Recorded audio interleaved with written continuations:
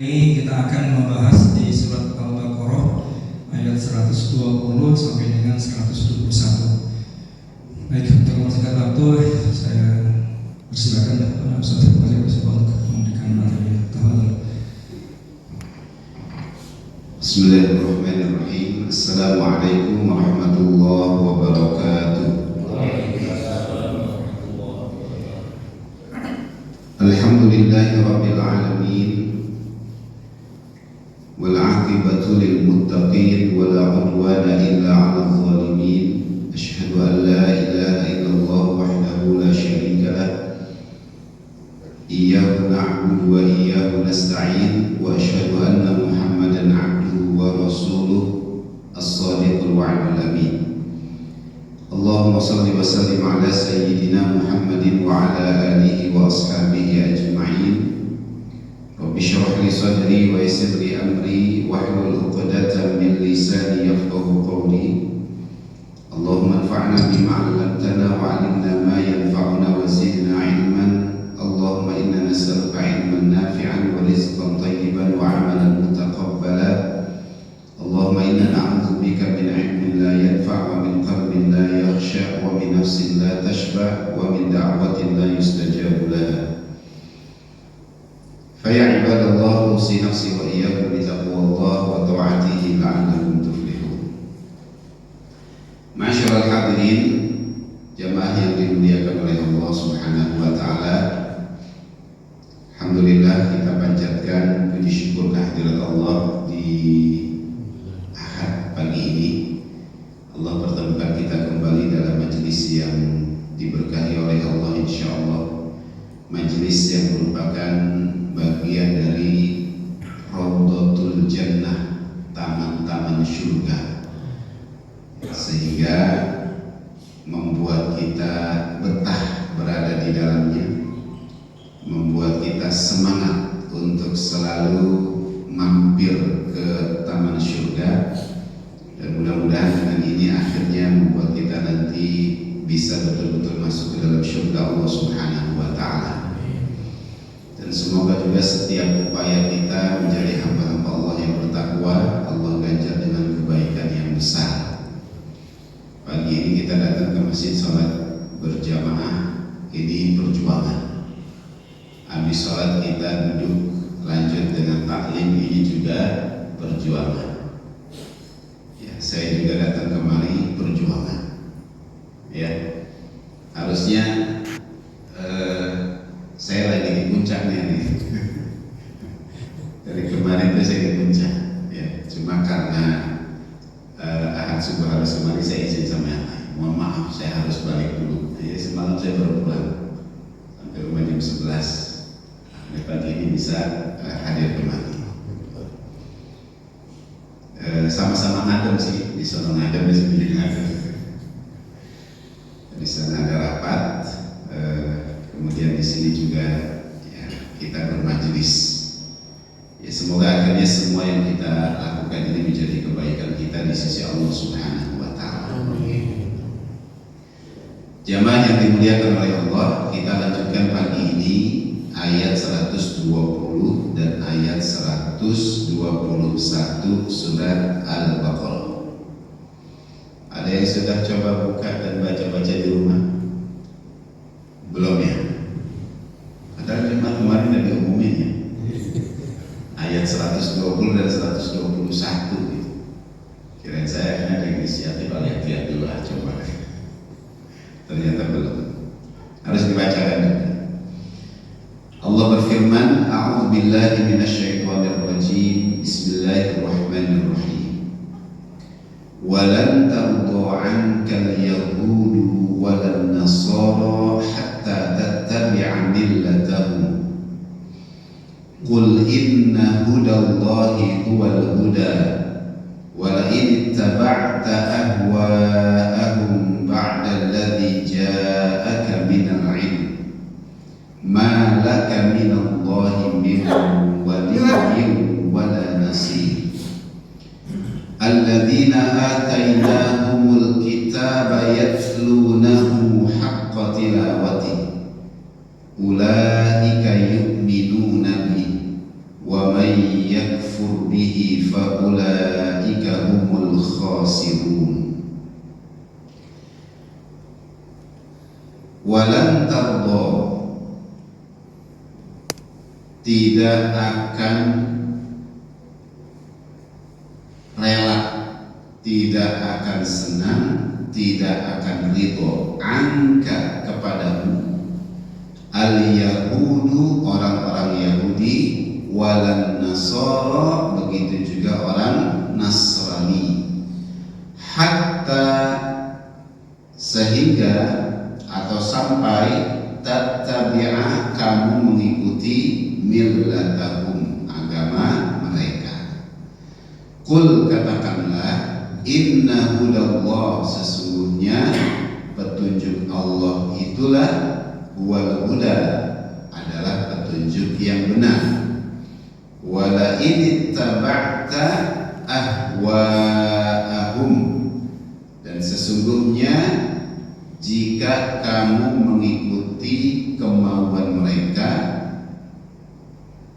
ba'dalladzi ja'aka, setelah datang kepadamu minal ilmi, pengetahuan atau ilmu pengetahuan, malaka minallah, maka Allah tidak lagi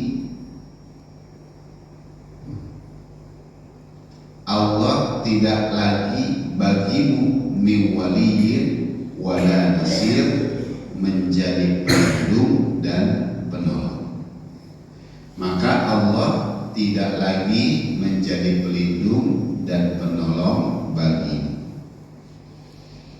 Alladzina, orang-orang yang atainahum, kami berikan kepada mereka Alkitab atau Al-Quran, yatlunahu, mereka membacanya haqqa tilawati, dengan bacaan yang sebenarnya. Ulaika, mereka itulah, yu'minuna bihi, beriman kepadanya. Wa may yakfur bihi, dan siapa yang ingkar kepadanya, kepada Al-Quran itu, fa ulaika, maka mereka itulah humul khasirun, orang yang merugi. Pasti ayat ini sering didengar, ya, sering didengar.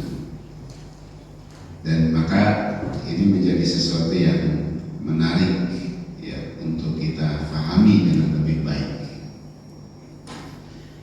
Jamaah sekalian yang dimuliakan oleh Allah, Allah katakan walan tardo anka, tidak akan ridho, tidak akan senang, tidak akan rela kepadamu, ya, kepada kita kaum muslimin, orang-orang yang beriman kepada Allah, beriman kepada Rasul, ya. Dan Allah katakan di situ lan, ya, lan itu artinya adalah abadan, selama-lamanya. Jadi orang Yahudi, orang Nasrani tidak akan pernah senang kepada kita selama-lamanya, sampai kapanpun, ya. Ridho, ini bahasa yang sudah sering kita dengar, ya, rela, senang, puas, ya, suka. Maka kalau bilang tidak akan pernah selama-lamanya, orang Yahudi dan Nasrani itu senang sama kita, gitu. Meskipun kelihatannya baik, ya dalam muamalah sehari-hari baik, ya, tetapi kalau nanti mereka berkumpul bersama mereka, nah itu akan kelihatan bagaimana sikap mereka, respon mereka terhadap umat Islam secara keseluruhan, gitu. Ya, saya sih lebih percaya dengan apa yang Allah sampaikan kepada kita, bahwa mereka nggak akan pernah senang, nggak akan pernah ridho sama kecuali ya hatta tattabi'a millatahum, kita ikut mereka gitu. Ikut di sini disebutkan millatahum, ya diterjemahkan dengan agama mereka. Kalau ikut agama mereka berarti kita tuker agama kita jadi sama seperti agama mereka. Tadinya Islam ganti jadi Nasrani, Islam ganti jadi Yahudi.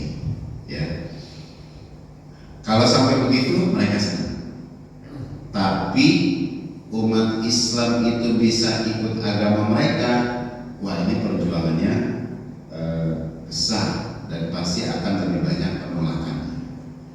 Ya, karena bagaimanapun umat Islam itu kadang-kadang juga masih punya harga diri. Ya, kalau suruh tuker agama masih berpikir panjang. Ya. Nah, maka sebagai bentuk ketidaksenangan mereka kepada umat Islam, yang mereka lakukan itu adalah berupaya menjauhkan umat Islam itu dari agamanya. Nah, sehingga oleh yang lain disebutkan millah itu bukan berarti agama ansih, tapi bisa jadi millah itu adalah gaya hidup, millah itu adalah pola pikir, millah itu adalah kebiasaan, gitu, ya. Nah, sehingga bisa jadi agamanya Islam, tapi kebiasaannya kayak bukan orang Islam. Agamanya Islam, tapi pola pikirnya malah cenderung ikutin Yahudi Nasrani. Agamanya Islam, tapi gaya hidupnya malah kayak selain Islam kayak gitu. Ya. Nah, ini yang akhirnya mereka lakukan. Makanya dahulu itu ada istilah ya, disebut dengan ghazwul fikri, ya, perang pemikiran, yang tujuannya adalah untuk menjauhkan umat Islam itu dari agamanya mereka, dari agamanya sendiri, dan membuat umat Islam itu lebih cenderung mengikuti orang-orang Yahudi atau orang Nasrani, gitu. Nah, mereka punya program untuk itu. Ya, ada istilahnya dikenal dengan 3F, 3F and 3S, 3F dan 3S. Apa saja itu? Yang pertama, kalau 3F itu adalah fun, hiburan. Ya, dibikin hiburan. Ya, dibikin panggung-panggung hiburan. Ya, tentu kalau panggung hiburan versi mereka kan, ya seperti yang kita tahu lah, dengan adanya konser-konser musik, ya kan? Yang seperti itu. Konser musiknya juga musik yang ya kita tahu sendiri. Kalau kata Ustaz Dasat Latif itu, kalau dulu orang tua kita juga senang dengerin musik, tapi atau dengerin lagu, ya, tapi lagunya keren-keren katanya. Misalnya ada lagu yang dia contoh itu lagunya Roma, ya, Roma Irama. Sudah nggak Roma Irama? Ya, tentang judi, tentang maksiat. Ya, kenapa yang asik-asik itu yang diharapkan, itu yang dilarang? Kenapa yang enak-enak itu yang dilarang? Ya, karena itu semuanya adalah perbuatan syaitan, kan gitu misalnya. Atau lagu keramat, ya, keramat ibu orang tua. Kalau saya nyanyi ntar itu akan suruh sampai selesai kan repot ini. Ya kan, lagu keramat, ya, macam-macam tuh. Ya, atau kalau yang sering kita dengar juga di TV, sadarlah wahai manusia, sadarlah wahai manusia, gitu kan? Oh, itu bagus-bagus semua lah gitu. Coba kalau lagu sekarang, ada lagu Cikini Keberdan dia kan gitu kan? Ada lagu yang lain-lain. Gitu. Nah, kalau dulu lagu itu memang buat menyadarkan kita, mengingatkan kita. Ya, tapi kalau lagu sekarang itu kan sekedar hiburan. Ya bahkan kadang-kadang hiburannya juga nggak jelas. Yang diumbar itu nggak jauh dari urusan-urusan percintaan, urusan-urusan seksual dan lain sebagainya. Kayak gitu. Itu baru yang tarafnya lokal di Indonesia. Apalagi kalau yang tarafnya itu ke dunia internasional. Yang memang betul-betul hiburan-hiburan seperti itu adalah hiburan-hiburan yang diprogram oleh mereka, membuat umat Islam itu jauh dari agamanya. Perhatikan kalau misalnya ada lagu-lagu sampai belum lama itu saya lihat ada satu lagu yang sempat dibahas yang ternyata itu lagu yang salah satu personil yang membuat lagu itu ada orang Yahudi gitu kan, dan ini viral di kehidupan kita ya. Yang lagunya gimana ya, ada bunyi ahad gitu, pernah dengar nggak? Ada, saya lupa tuh.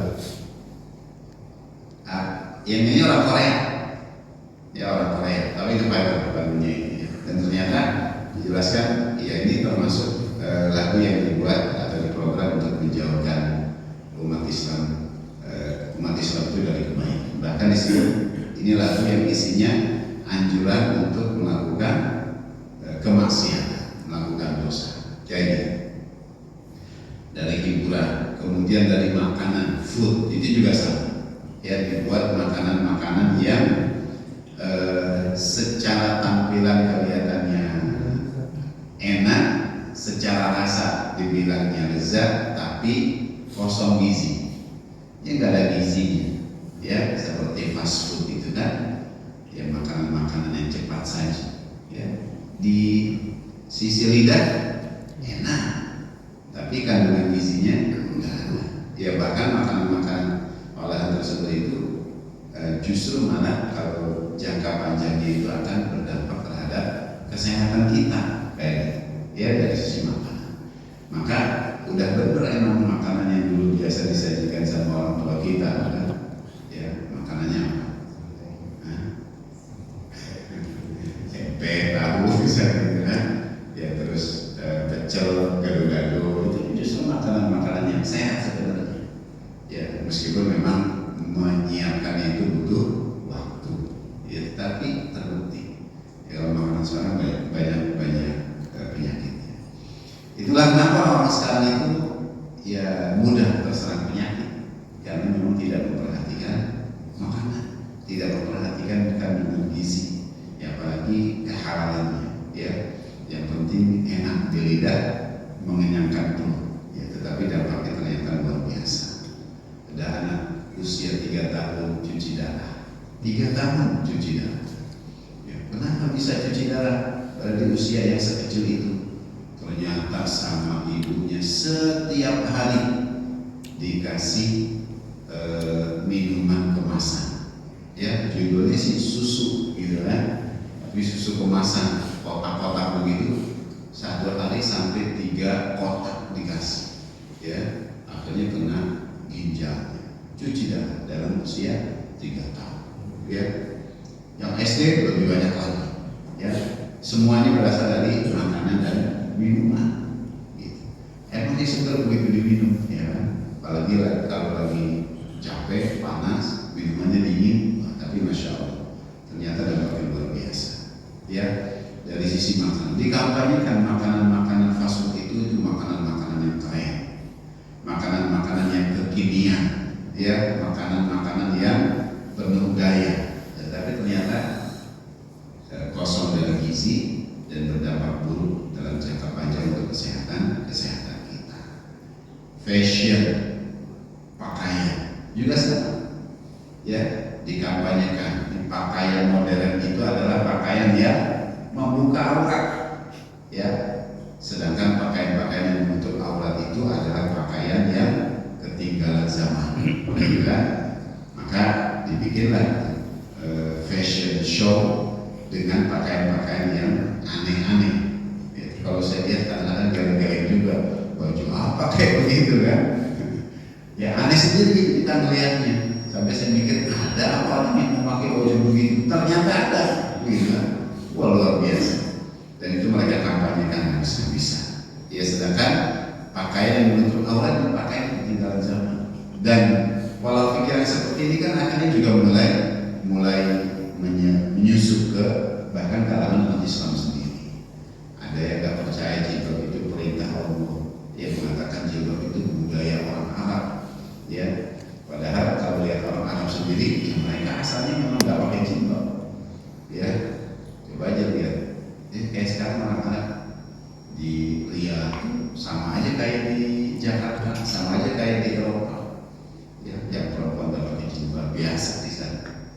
Yang rapat itu hanya di sekitar Masjidil Haram dan sekitar Masjid Nabawi. Tapi kalau di luar itu, wah nggak ada bedanya sama yang lain. Apalagi sekarang, hari lalu saya cukur rambut, ya tukang cukurnya bilang, tuh kalau lihat Arab sekarang aneh ya. Anehnya gimana? Ya, udah macam-macam di sana. Ya ada diskotik, ada itu ya begitulah. Saya bilang, ya penguasa sekarang senangnya begitu. Ya biarkan saja. Karena Arab itu ada keturunan Nabi, tapi ada juga keturunan Abu Jahal, kayak gitu. Ya, fashion. Ada lagi dari 3S itu, ya dari sisi sport, olahraga bagus. Tapi kenapa ketika aktivitas olahraga itu dibuat atau bahkan kesan itu diharuskan atlet itu harus tampil dengan pakaian yang minim, ya. Padahal lombanya lomba lari, tapi pakaiannya gitu kan. Lombanya lomba apapun lombanya, tapi dengan pakaian yang serba terbuka. Gitu. Padahal olahraga sendiri bagus, ya olahraga buat kesehatan dan sebagainya.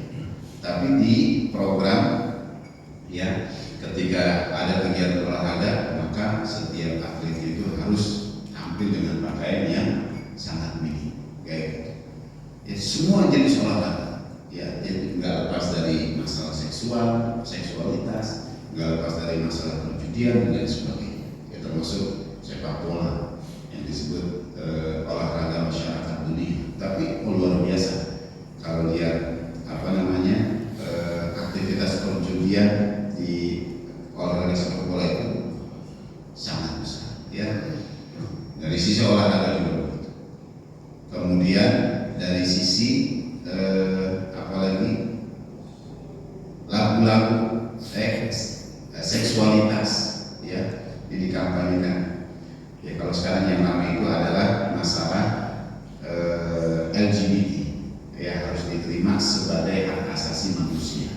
Padahal jelas-jelas itu semuanya adalah penyakit yang harus disembuhkan, ya, dan lain sebagainya. Nah ini mereka kampanyekan. Tujuannya apa? Umat Islam itu mengikuti gaya hidup mereka. Ya umat Islam itu mengikuti pola pikir mereka.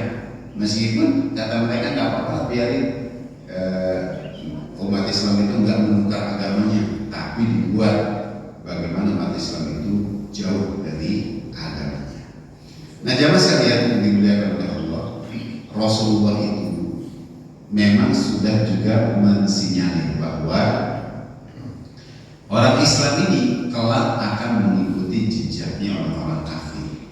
Ya, dalam sebuah hadis dari Abu Sa'id Al-Khudri, Rasulullah bersabda, "La tattabi'unna sunanal ladzina min qablikum shibran bi shibrin wa dhira'an bi dhira'in." Sungguh kata Nabi, kalian akan mengikuti jalan orang-orang sebelum kalian, shibran bi shibrin, sejengkal demi sejengkal, wa dhira'an bi dhira'in, sehasta demi sehasta, hatta law dakhalu fi hijri dhabbin lattaba'tumuhum, sampai jika orang-orang yang kalian ikuti itu masuk ke lubang dob itu sejenis kadal yang ada di gurun pasir, ya, bukan biawak, ya bukan biawak, apalagi biawak betul ya, bukan iguana lain,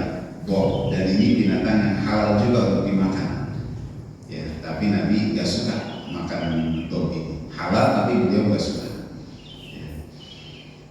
Kalau mereka masuk ke lubang bom, lubang yang sempit, kemudian lika-liku juga di dalamnya, la taba'tumuhum, pasti kalian pun akan mengikutinya. Qulna, kemudian para sahabat bertanya, ya Rasulullah, wahai Rasulullah, al-Yahud wal Nasara, apakah mereka itu Yahudi dan Nasrani? Qala fahum, maka Nabi kemudian mengatakan, siapa lagi kalau bukan mereka? Gitu.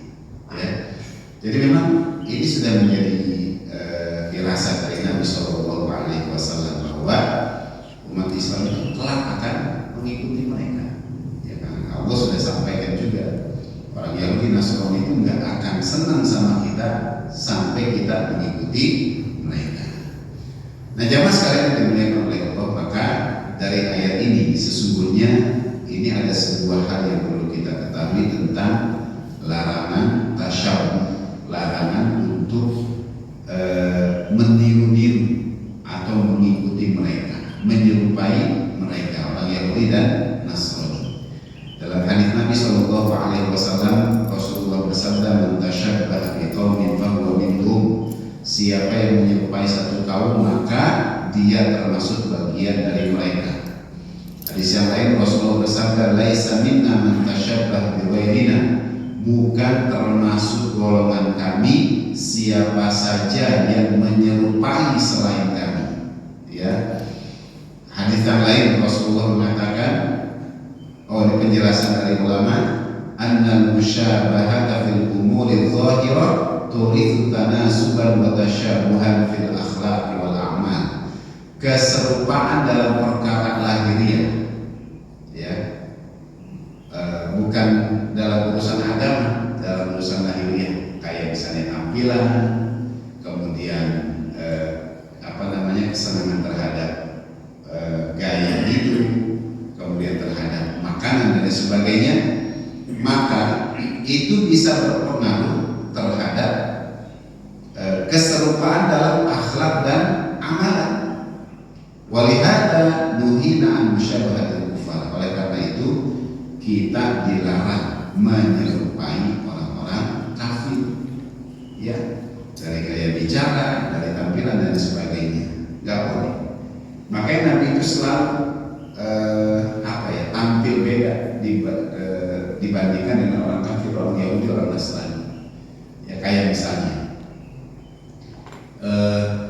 orang Yahudi itu senang memelihara jenggot dan kumis. Ya, orang Yahudi senang memelihara jenggot dan kumis. Nabi kemudian mensunahkan umat Islam itu memelihara jenggot, tapi menipiskan kumis. Biar apa? Biar nggak sama kayak orang Yahudi. Gitu. Orang Yahudi makanya jenggotnya panjang, kumisnya juga panjang. Nah, umat Islam jenggotnya panjang, bagian punya jenggot, ya.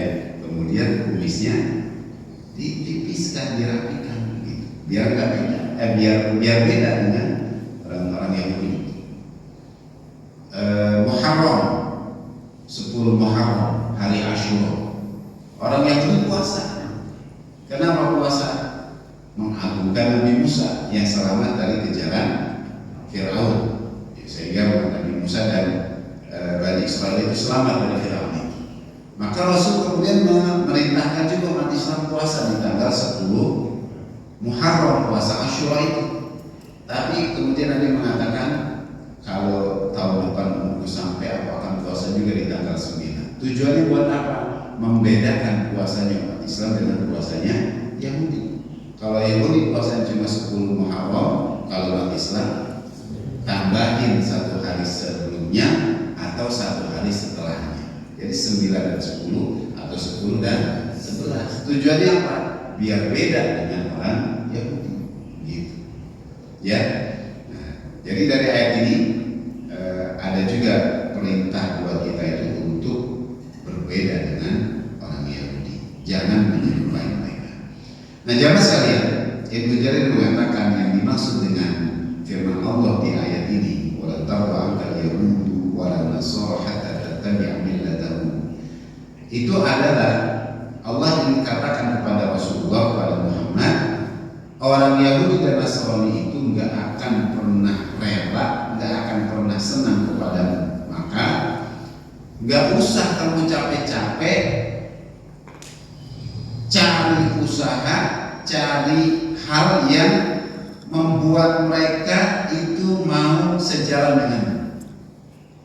Ya, kira-kira apa ya, program apa ya, hal-hal apa ya yang membuat orang Yahudi, orang Nasrani itu bisa sejalan dengan kita, bisa sama dengan kita. Gak usah capek-capek bikin seperti itu, kata Allah kepada Rasulullah SAW. Tapi yang harus kamu lakukan adalah arahkan perhatianmu untuk mendapatkan ridho Allah Subhanahu wa Ta'ala. Dengan cara apa? Dengan cara mengajak mereka kepada kebenaran yang kamu diutus dengannya. Ya, jadi ajak mereka untuk masuk Islam. Ya, ajak mereka untuk beriman kepadamu. Kalau mereka mau, ya otomatis mereka menjadi Muslim.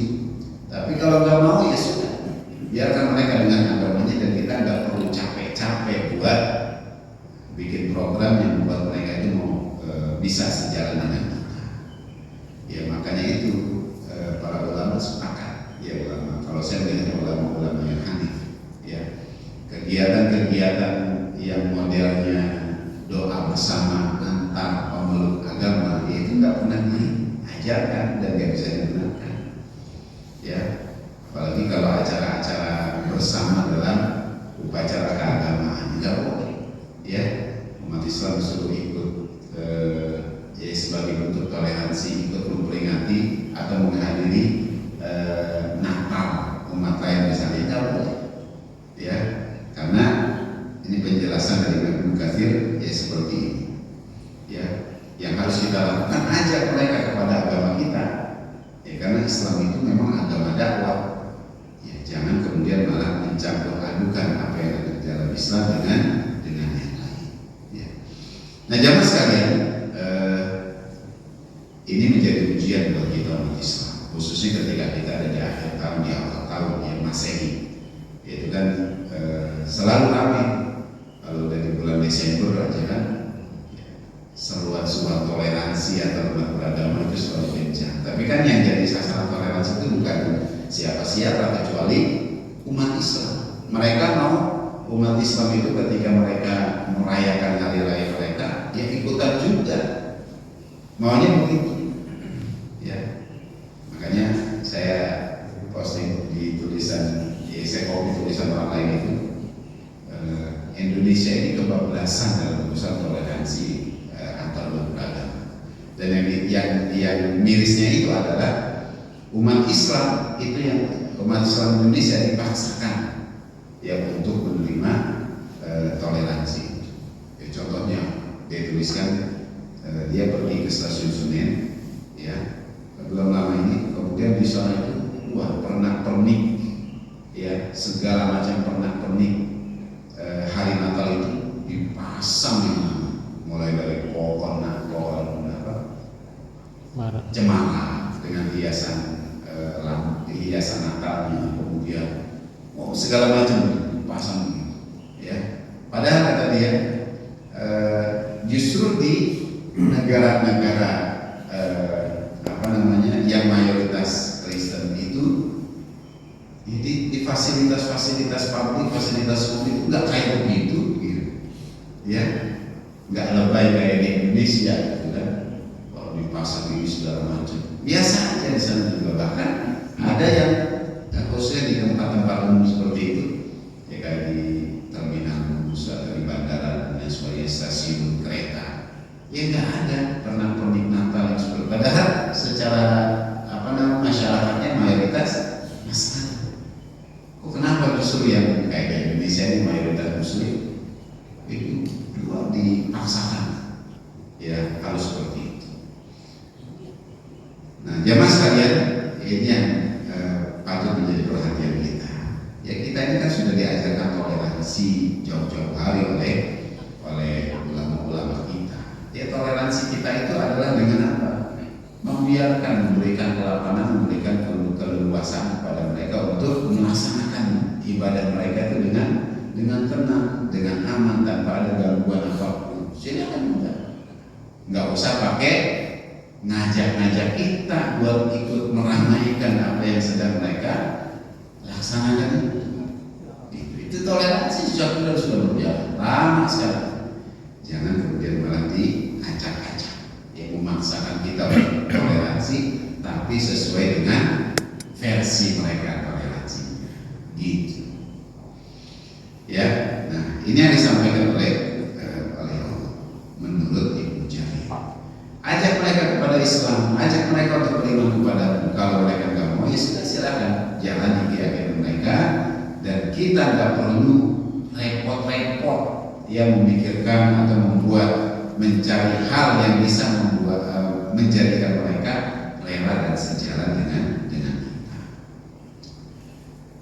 Kemudian Allah katakan, qul inna hudallahi wal huda. Sesungguhnya petunjuk Allah itu adalah petunjuk yang benar. Ya.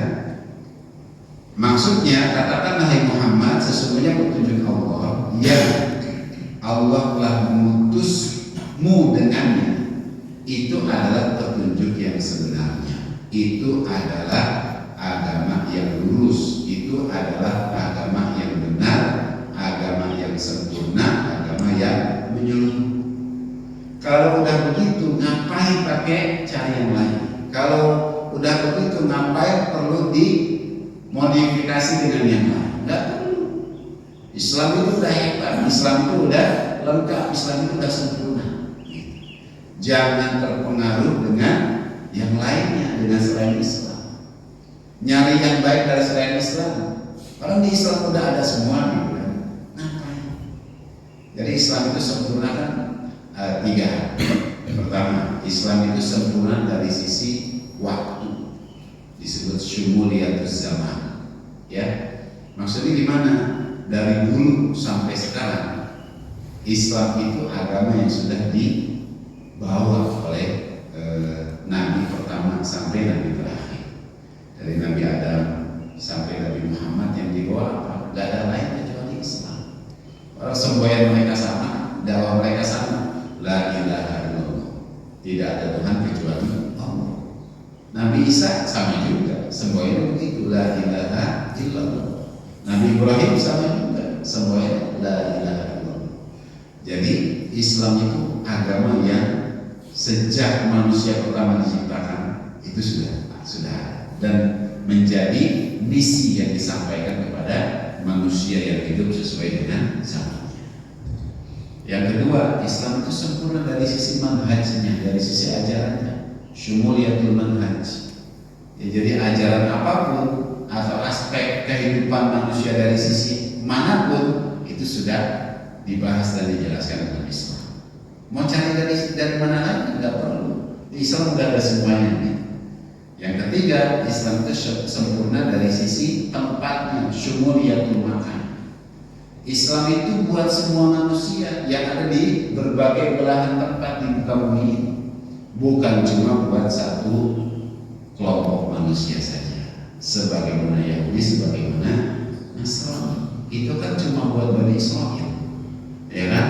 Nabi Isa diutus buat siapa? Bani Israil doang.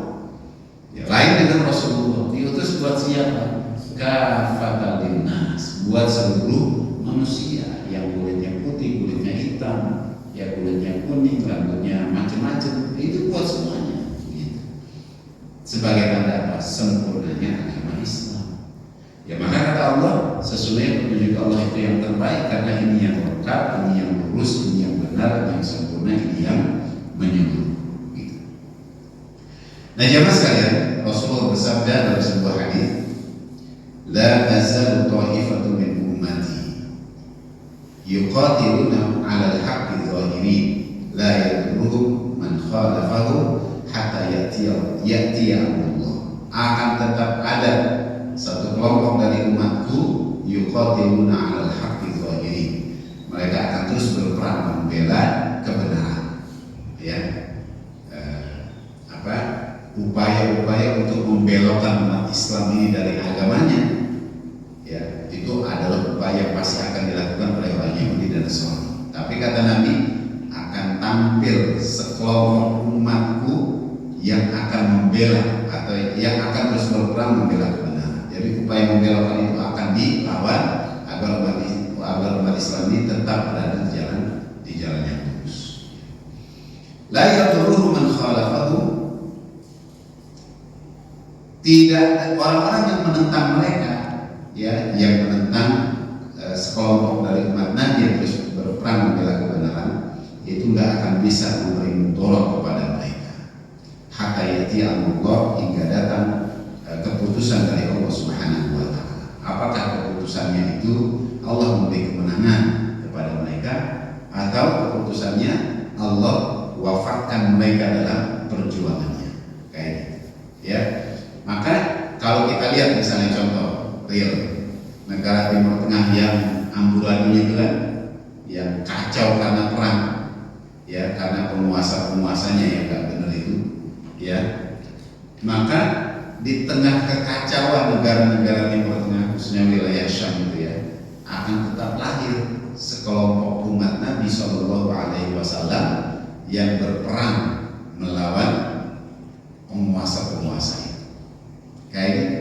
Akan tetap ada sekelompok umat Nabi itu yang berperang untuk mengusung agama Allah Subhanahu wa taala, mengusung syariat Rasulullah Shallallahu Alaihi Wasallam.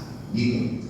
Ya, meskipun keadaannya kacau balau seperti itu kan, hancur lebur, tapi tetap ada sekelompok umat Rasulullah itu yang mereka tetap berjuang menegakkan agama Allah. Gitu. Ya, di Suriah, di Palestina, di Irak, di yang lainnya. Dan ini yang memang sudah disampaikan oleh Rasulullah Shallallahu Alaihi Wasallam. Kenapa ada sekelompok umat itu? Ya, karena mereka ingin meninggikan petunjuk Allah Subhanahu wa taala sebagai petunjuk yang terbaik. Wala in tabata ahwa'ahum ba'da alladhi ja'aka minal ilmi, dan sesungguhnya jika engkau mengikuti kemauan mereka setelah pengetahuan datang kepadamu, ya, artinya ini menjadi ancaman buat umat Islam yang mengikuti cara-cara orang Yahudi atau juga orang Nasrani. Padahal di sisi umat Islam itu ada al-ilmu, ada ilmu pengetahuan. Apa maksudnya? Ada Al-Quran, ada petunjuk hidup yang lengkap, sempurna, menyeluruh tadi, tapi masih aja mengikuti mereka. Nah, ini ancaman sebenarnya. Maka oleh Allah disebutkan ma'ala minallahi min waliyyin wala nasir. Maka Allah itu nggak mau lagi jadi penolong mereka, nggak mau lagi jadi pelindung mereka, gitu. Ya, bahasanya gini, kita udah kasih tahu, ya, di jalannya nanti lewat sini, kamu akan cepat sampai, insya Allah jalannya lancar. Tapi kita mau tahu, saya mau jalan ini aja kayak gitu kan. Ya, akhirnya begitu sampai sih ketemu kita, akhirnya cerita, wah, saya lewat sini tadi, wah, macet, ya, pokoknya jadi kacau dah, jadi lama gitu kan. Ya, kita yang sebelumnya ngasih bilang, gue bilang itu nggak apa gitu kan. Harusnya ketemu, saya udah kasih tahu lewat sini, kenapa lewat sini juga gitu. Akhirnya begitu dia cerita, kita juga yang lemes gitu kan. Nah, kira-kira begitu lah. Allah pun juga begitu. Allah udah ngasih petunjuk, ya, ini Al-Quran, ini jalan hidupmu, ikuti dia. Tapi kita masih nyari yang lain, ya. Kali yang lain itu ada yang bagus gitu kan. Begitu ketemu ngikutin mereka. Ya, nanti kalau ketemu Allah gimana? Gemes juga. Karena aku udah kasih tahu gitu. Kenapa kamu masih ngikutin mereka? Gitu. Kira-kira begitu.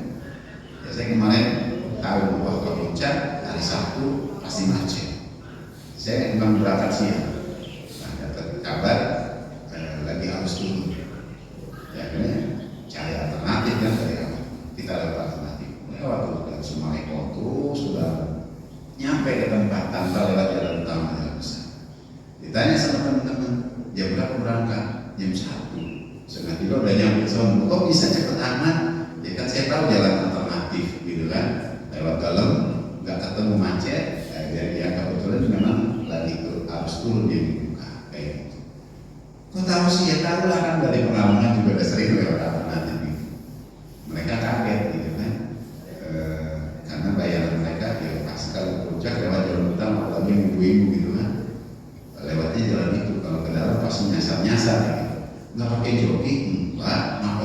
joki gitu kan. Nah, kemarin joki rame, ya seikhlasnya. Begitu udah nyampe, mintanya berapa? 850.000. Akhirnya kan orang nyari butuhkan di jalan, viral dari berita kayak gitu. Bahkan kalau seikhlasnya, ya sesuai saya nanti mau ngasih berapa kan dikasih besar 150.000 kamu ya. Iya bu, kalau segini mah itu cuma sampai jalan besar doang gitu kan, bukan sampai tujuan gitu. Tapi kan bapak ngomongnya seikhlasnya, ya tapi nggak segini juga, yang berapa? 850.000. Wah, akhirnya rame protes. Gitu. Ya, nah kira-kira seperti itu. Ya, maka kita sudah punya Quran dan Allah mengancam lewat ayat ini, wala in taba'ta ahwa'ahum. Ini ancaman keras bagi umat yang mengikuti cara orang Yahudi dan Nasrani setelah umat ini mengetahui isi Al-Quran dan Sunnah. Cukup Quran, Sunnah, petunjuk ulama itu jadi panduan kita, jadi rujukan kita. Ya, jangan kemudian kita tinggalkan Quran, tinggalkan Sunnah, ya, tinggalkan panduan ulama, malah mencari petunjuk dari yang lain, dari orang-orang Yahudi atau orang Nasrani. Maka Allah tegur ini, malaka minallahi min waliyyin wala nasir. Allah nggak mau lagi menjadi pelindungnya, tidak mau lagi menjadi penolongnya. Itulah kenapa kita selalu berdoa sama Allah dalam sholat kita di surah Al-Fatihah. Ihdinas siratal mustaqim, siratal ladzina an'amta 'alaihim ghairil maghdubi 'alaihim waladdallin. Kan gitu. Tunjukilah kami jalan yang lurus. Jalan siapa jalan yang lurus itu? Jalan orang yang telah kau beri nikmat kepada mereka. Bukan jalan orang Yahudi, bukan juga jalan orang Nasrani. Gitu. Orang Yahudi orang yang dimurkai oleh Allah, orang Nasrani orang yang tersesat dari jalan yang benar. Kenapa dimurkai orang Yahudi? Udah Allah kasih tahu kebenaran seperti ini, tapi mereka menolak kebenaran itu. Kenapa tersesat orang Nasrani? Udah Allah kasih tahu jalannya ini yang benar, tapi mereka malah pilih jalan yang lain. Gitu. Ya, nah jangan sampai kita udah berdoa setiap hari, terus malah akhirnya kita menolak doa kita sendiri itu dengan cara apa? Mengikuti gayanya orang Yahudi, mengikuti gayanya orang Nasrani, mengikuti gayanya pemeluk agama yang lain. Tidak perlu. Kita harus bangga dengan Islam kita, harus bangga dengan Quran kita, bangga dengan Rasulullah sebagai Nabi kita lewat sunnah-sunnah beliau. Nah jamaah sekalian, ayat berikutnya Allah katakan alladzina atainahumul kitab. Orang-orang yang telah kami berikan Alkitab kepadanya, maksudnya ini adalah Al-Quran. Qatadah mengatakan, ya mereka itu adalah para sahabat Rasul, ya, hum ashabu Rasulillah sallallahu alaihi wasallam. Ya, mereka lah orang-orang yang diberikan Al-Quran kepadanya. Turunnya sih kepada Nabi, tapi kemudian Nabi mengajarkan kepada para sahabat. Dan sahabat itu ketika diajarkan Quran oleh Rasulullah sallallahu alaihi wasallam, maka mereka betul-betul menjadikan Quran itu sebagai panduan mereka. Ya, kan disebutkan oleh seorang ulama, Sayyid Qutb rahimahullah, dalam kitabnya Ma'alim fit Thariq, petunjuk jalan. Ada satu ayat, kuntum khaira ummatin, kalian adalah umat terbaik, ukhrijat linnas, yang dilahirkan untuk manusia. Siapa kalian ini? Kata beliau itu, ini adalah sahabat Rasulullah sallallahu alaihi wasallam. Jadi sahabat ini generasi terbaik sepanjang kehidupan manusia. Enggak ada yang bisa menyaingi kehebatan mereka, menyaingi kebaikan mereka. Nah, sebabnya apa? Mereka itu disebut generasi terbaik karena dekatnya mereka dengan Quran. Mereka belajar Quran, tapi belajarnya bukan cuma baca. Belajarnya bukan cuma mengerti makna, bukan cuma mengerti bahasanya. Mereka belajar Quran, tapi mereka akhirnya sampai menjadikan Quran itu sebagai panduan mereka. Tidak ada yang disampaikan di dalam Quran kecuali mereka akan amalkan itu dalam kehidupan mereka. Gitu. Dan mereka nggak mau pindah kepada ayat yang lain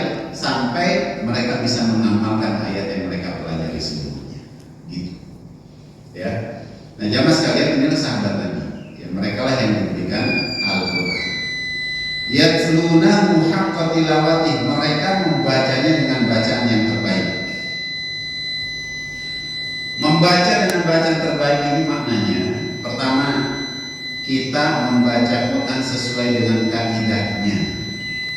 Berarti kaidah tajwid. Ya, baca Quran sesuai dengan kaidah tajwid. Karena memang begitulah Allah turunkan Quran kepada Nabi, Nabi ajarkan kepada sahabat. Gitu. Maka kalau kita merasa ini baca Quran saya masih kayak begini nih, ya harus belajar mau nggak mau. Ya, harus belajar sama Ustaz Hardi kan. Ya, nanti dia kita diajarin gimana cara mengucapin huruf yang benar, ya baca ayat yang benar, nggak salah panjang pendeknya, nggak salah dengungnya, ya. Biar benar bacaan kita, biar sesuai dengan kaidah tajwid. Karena itu bagian dari yatluna haqqa tilawati, membaca Quran dengan bacaan yang terbaik. Yang kedua disebutkan di dalam tafsir Ibnu Katsir, Imam Hasan Al-Basri itu salah satunya, membaca Quran dengan bacaan yang terbaik itu adalah yattabi'unahu haqqa tibai, mengikuti isi Quran dengan usaha yang terbaik. Jadi Quran bilang apa diikuti, Quran bilang apa ikuti. Kalau ada perintah kerjain, ada larangan tinggalin. Ya, begitulah. Ya, itu termasuk bagian dari mengikuti, membaca dengan bacaan yang terbaik. Jadi mau nggak mau kita harus paham akhirnya, ya kan? Dibaca, setelah itu kita pahami ayatnya. Oh ternyata ada seruan begini, ada seruan begitu. Nah itu yang kita kerjakan. Ada perintah begini, ada larangan begitu. Itu yang kita laksanakan. Ya, itu bagian dari yatluna haqqa tilawati. Yang ketiga, maknanya itu adalah yuhalluna ma ahallallah wa yuharrimuna ma harramallah. Menghalalkan apa yang dihalalkan oleh Allah dan mengharamkan apa yang diharamkan oleh Allah. Gitu. Kalau halal, ambil. Kalau halal, laksanakan. Tapi kalau haram, tinggalkan. Jangan yang halal kita benci, yang haram kita sukai, tidak boleh.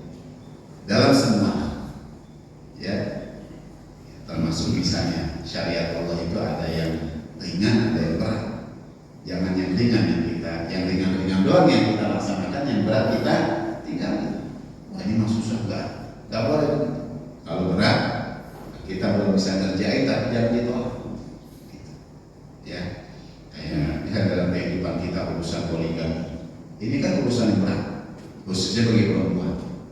Kalau bagi bapak-bapak cuma jadi gaya-gaya doang, ya jadi obrolan doang, kan gitu kan? Wah, ngebayangin kalau punya istri dua gimana ya, istri tiga gimana ya? Itu kan cuma hayal doang. Padahal kemampuannya nggak ada kan gitu kan? Pengennya doang, tapi kemampuannya nggak ada. Kayak gitu. Tapi bagaimanapun itu syariat, kayak kan gitu? Itu syariat. Maka buat yang nggak bisa menjalani ini nggak boleh juga nolak atau sampai membenci apalagi. Itu sesuai kalau perempuan, ya nggak boleh menolak, nggak boleh membenci, tapi memang belum bisa menjalankan. Laki-laki juga begitu, boleh menikah 2, 3 atau 4, ya kan? Jangan kemudian sembarangan juga. Allah bilang boleh, itu akhirnya ya dengan segala keterbatasan dirinya itu dia memaksakan diri nikah 2, nikah 3, nikah 4, ya berantakan aja semua. Gitu. Nah jadi ya menghalalkan apa yang dihalalkan oleh Allah, mengharamkan apa yang diharamkan oleh Allah itu termasuk bagian dari yatluna haqqa tilawati. Yang keempat, mendakwahkan Quran, ya, sampaikan isi Quran itu kepada orang lain, termasuk adalah mengajarkan Quran kepada orang lain. Nah ini bagian dari yatlunahu haqqa tilawati. Nah jadi singkatnya, membaca Quran dengan bacaan yang terbaik itu bukan sekedar kita baca doang, tapi kita mulai dari membaca, memahami, mengamalkan, mengajarkan, dan mendakwahkan. Gitu. Nah itu semuanya bagian dari yatlunahu haqqa tilawati. Kita kalau membacanya belum benar baca, mengamalkan belum maksimal secara bertahap, ya kita laksanakan apa yang disampaikan oleh Allah di dalam Al-Quran. Ya, nah yang disampaikan oleh Abdullah bin Mas'ud sampai dia mengawali dengan demi Allah. Sesungguhnya yang dimaksud dengan membacanya dengan bacaan yang sebenarnya adalah menghalalkan apa yang dihalalkan Allah, mengharamkan apa yang diharamkan Allah, serta membaca sesuai dengan apa yang diturunkan oleh Allah. Tidak mengubah kalimat dari tempatnya, tidak menafsirkan satu kata pun dengan penafsiran yang tidak seharusnya. Gitu. Nah, yang seperti itulah yang disebut ulaika yu'minuna bihi. Mereka itu beriman kepadanya. Entah itu beriman kepada Allah, entah itu beriman kepada Al-Quran. Gitu. Jadi kalau bisa melaksanakan seperti yang sudah dijelaskan tadi, maka berarti iman kita kepada Allah bagus, iman kita kepada Al-Quran itu juga bagus. Nah, yang sebaliknya, apa tadi ayatnya? Wa may yakfur bihi fa ulaika humul khasirun. Tapi siapa yang ingkar, artinya siapa yang tidak membaca Quran dengan bacaan yang sebenarnya, maka mereka itulah orang yang rugi. Ya, mereka akan jauh dari Al-Quran itu sendiri. Nah, jamaah sekalian, Rasulullah bersabda, "Walladzi nafsi biyadi," demi zat yang jiwaku berada di tangannya, la yasma'u bi ahadin min hadhihi ummah, tidaklah seseorang dari umat ini yang telah mendengar tentang Yahudiyun wala Nasraniyun, baik orang Yahudi atau Nasrani, tsumma la yu'minu bi, kemudian mereka tidak mau beriman kepadaku, illa dakhala jannah, melainkan dia pasti akan masuk neraka. Ya.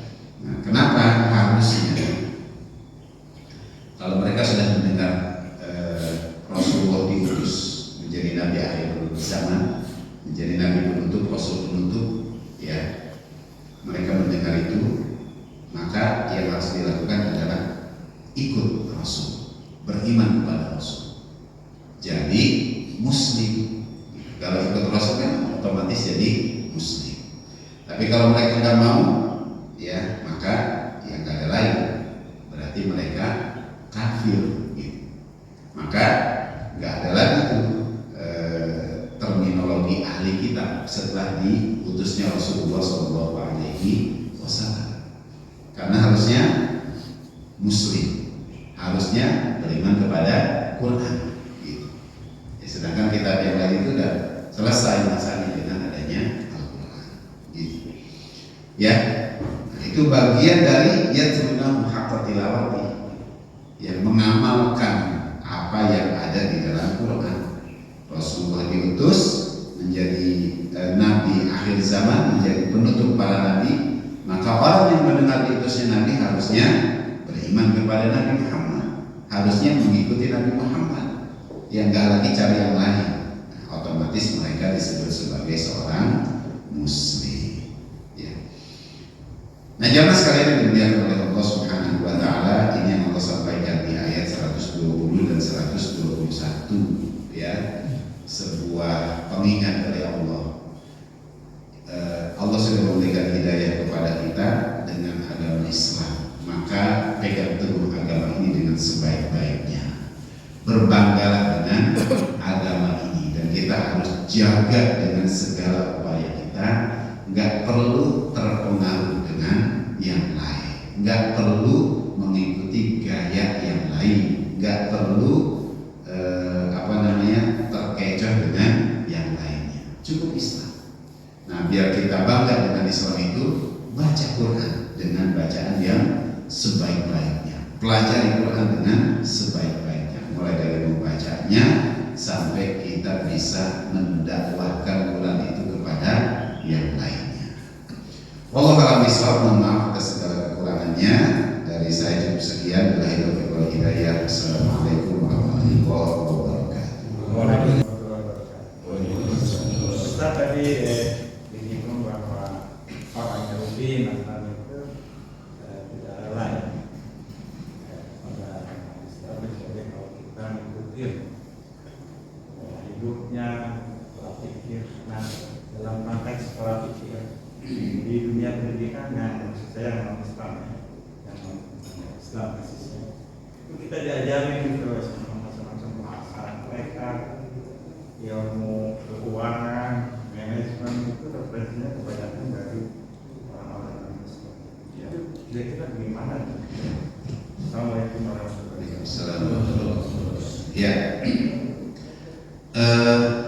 larangan menyerupai Yahudi Nasrani ini yang dilarang ya. Yang dilarang buat kita itu adalah yang terkait dengan kekhususan mereka. Misalnya syiar agama mereka atau keyakinan mereka. Ya. Maka kalau dalam hal yang seperti ini kita dilarang untuk menyerupai atau mengikuti mereka. Ya, termasuk dalam hal syariat, ya syariat mereka. Jadi terkait dengan syariat agama mereka, kemudian menjadi kekhususan mereka, maka ini yang kita dilarang untuk mengikutinya. Tapi kalau dalam urusan-urusan yang sebenarnya bukan dari mereka, ya kayak urusan-urusan apa tadi itu, masalah ilmu-ilmu praktis dalam kehidupan, ya ini ya nggak ada salahnya kita mengikuti mereka. Ya misalnya manajemen keuangan, ya kalau memang ada ilmu yang yang baik berasal dari mereka dan bisa kita terapkan, nah itu nggak masalah. Kenapa? Karena urusan itu bukan terkait dengan syariat agama, tidak terkait dengan kekhususan mereka sebagai orang Yahudi atau orang Nasrani, kayak gitu. Jadi kalau dalam ilmu praktis kehidupan, ya itu nggak ada masalah kita mengikuti mereka. Ya bisa jadi malah ya, asal atau sumber ilmu itu bisa jadi malah dari kita juga. Misalnya kayak ilmu astronomi, ya ilmu astronomi. Ya sekarang kan yang mengembangkan mereka aslinya siapa? Aslinya ulama umat Islam juga yang menemukan ilmu astronomi, ya ilmu kedokteran, ya mereka yang mengembangkan. Tapi aslinya siapa? Aslinya ulama Islam juga yang mengembangkan. Kalau tentang pesawat itu, ya ilmu penerbangan lah ya. Ya, bukan kelihatan mereka yang hebat. Ya aslinya siapa? Umat Islam juga yang menemukan ini. Kayak ini. Bisa jadi begitu. Ya ilmu praktis dalam kehidupan ini banyak dari umat Islam yang menjadi penemunya. Ya, kita kenali kalau pesawat itu siapa? Yang pertama kali menerbangkan pesawat, Wright bersaudara, ya kan? Ternyata jauh sebelum itu ada seorang ulama namanya siapa? Ada seorang ulama itu Ibnu Hajar kalau nggak salah ya. 100 tahun sebelum Wright bersaudara itu udah melakukan eksperimen, ya bikin pesawat, mencoba terbang kayak gitu dan berhasil. Ya, gitu. Nah, jadi sekali lagi yang nggak boleh itu adalah dalam urusan syariat mereka atau yang menjadi kekhususan mereka. Tapi kalau dalam urusan selain itu, ya, kita boleh mengambil kebaikan dari mereka. Apalagi ada ungkapan Nabi yang mengatakan al-hikmatu dhalatun min. Yang namanya hikmah itu adalah barang umat Islam yang lama hilang. Kalau kita menemukan, maka ya ambil itu, kemudian kita terapkan juga dalam kehidupan kita. Allah itu Pak. Masalah orang itu seperti yang tadi Pak jelaskan. Dulu pernah ada aturan bahwa tempat tinggal itu tidak boleh digunakan untuk kegiatan ibadah. Nah, saat inilah banyak protes di masyarakat kalau ada kegiatan itu. Nah, bagaimana kaitannya dengan relasi dengan aturan tadi? Baik, tempat tinggal tidak boleh jadi tempat ibadah. Seperti gereja. Iya. Sebenarnya kalau ibadahnya buat keluarga sendiri tidak ada masalah, ya kan? Ini mengundang orang. Tidak ada masalah ya. Mereka kadang protes juga tuh, makanya protes. Itu kalau orang Islam nggak apa-apa, gitu kan?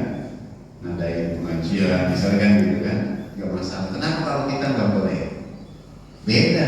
Bedanya di mana?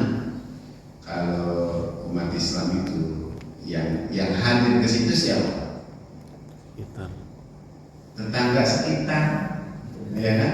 Kalau misalnya bahasanya ngadain pengajian, yang hadir siapa? Tetangga sekitar kita doang, ya kan? Nah kalau mereka yang hadir siapa? Hah? Orang mana-mana kan gitu kan? Orang dari mana-mana datang ke situ, gitu. Ya kalau misalnya kayak contoh di komplek ini ada pengajian, jadi masalah itu kan menghadirkan orang tua, dan ini juga harus dipahami oleh semuanya, termasuk kita umat Islam juga. Ya. Walau ya.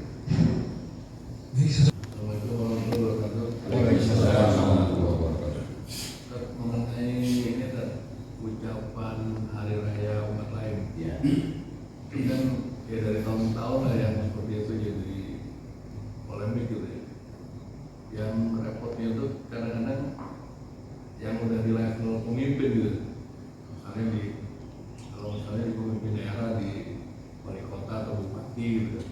Bahkan kalau kita turunkan lagi levelnya ke kecamatan atau kelurahan, Pak Camat atau Pak Lurah, terus kemudian kalau di organisasi ya pimpinan kantor gitu. Jadi sementara mereka tuh membawahi berbagai golongan gitu. Jadi terkesan kalau misalnya pemimpin itu tidak mengucapkan, dia hanya berpihak ke satu golongan.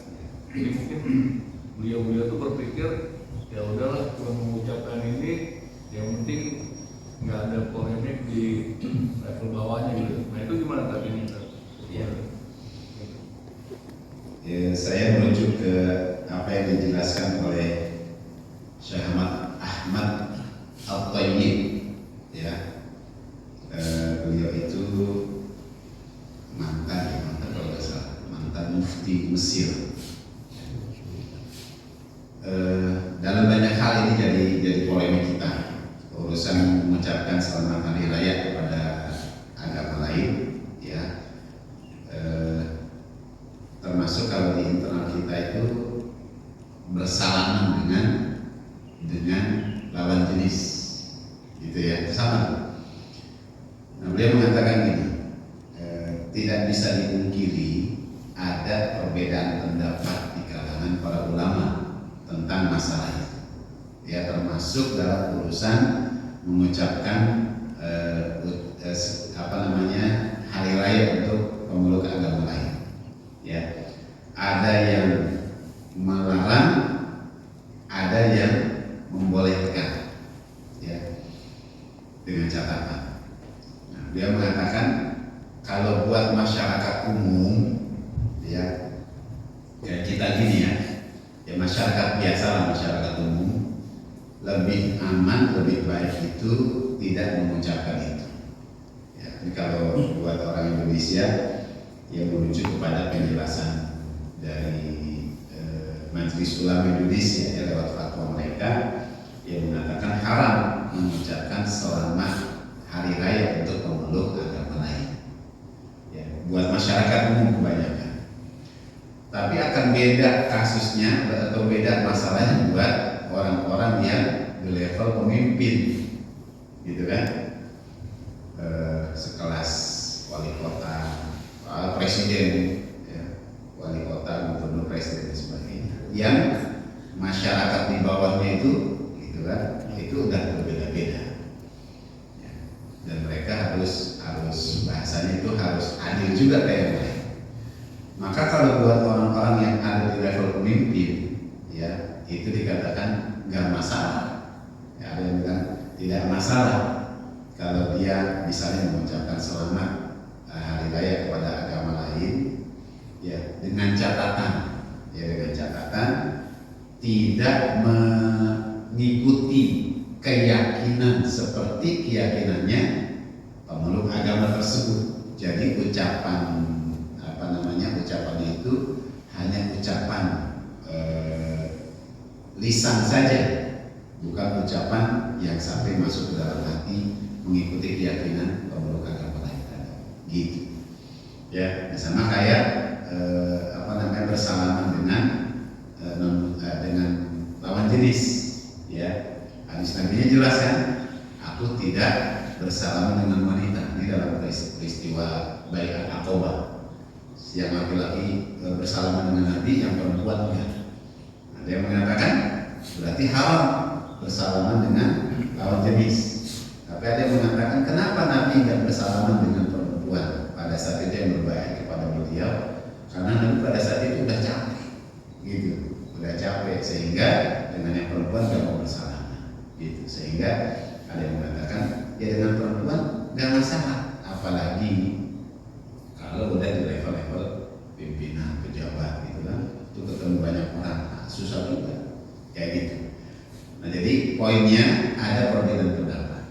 Amannya buat kita ya nggak usah, dan apa ya, nggak merasa perlu juga mengucapkan itu ya. Tapi kalau buat yang di level pejabat, pimpinan besar gitu kan, pimpinan perusahaan, nah itu ada penjelasan yang membolehkan gitu ya, tapi dengan syarat tadi. Itu hanya kalau saya bilang ya bahasanya itu cuma ucapan basa-basi gitu. Oh itu Ustaz yang lagi viral sekarang, Ustaz Nuruddin ya, Ustaz Nuruddin, dia mengatakan itu ucapan basa-basi aja. Ada yang mengatakan boleh, silakan, itu ucapan basa-basi doang gitu. Itu Pak ya. Kalau Pak semuanya mana ikutnya? Bismillahirrahmanirrahim. Alhamdulillahirabbil alamin. Hamdan yuwafi ni'amahu wa yukafi mazidah ya rabbana wa ya ilahana lakal hamdu kama yanbaghi li jalali wajhika karim wa ya'zimi sultanik. Allahumma shalli ala sayyidina Muhammad wa ala ali sayyidina Muhammad. Allahumma ighfir lana dhunubana wa kaffir 'anna sayyi'atina wa tawaffana ma'al abrar. Allahumma ighfir lana dhunubana wa liwalidayna warhamhuma kama rabbayana shighara. بجميع المسلمين والمسلمات والمؤمنين والمؤمنات الأحياء منهم والأموات. اللهم اجعل جمعنا هذا جمعا مرحوما وتفرقنا من بعده تفرقا معصوما. اللهم إنا نسألك الهدى والتقى والعفاف والغنى. اللهم إنا نسألك علما نافعا ورزقا طيبا وعملا متقبلا. اللهم إنا نعوذ بك من علم لا ينفع ومن قلب لا يخشع ومن نفس لا تشبع ومن دعوة لا يستجاب لها. اللهم ربنا تقبل منا إنك أنت السميع العليم وتب علينا إنك أنت التواب الرحيم. اللهم اجعلنا ممن يقرأ القرآن فيرقى ولا تجعلنا ممن يقرأ القرآن فيشقى. اللهم اجعل القرآن العظيم ربيع قلوبنا ونور صدورنا وجلاء أحزاننا وذهاب همومنا وغمومنا يا رب العالمين. ربنا آتنا في الدنيا حسنة وفي الآخرة حسنة وقنا عذاب النار. سبحان ربك رب العزة عما يصفون، سلام على المرسلين والحمد لله رب العالمين.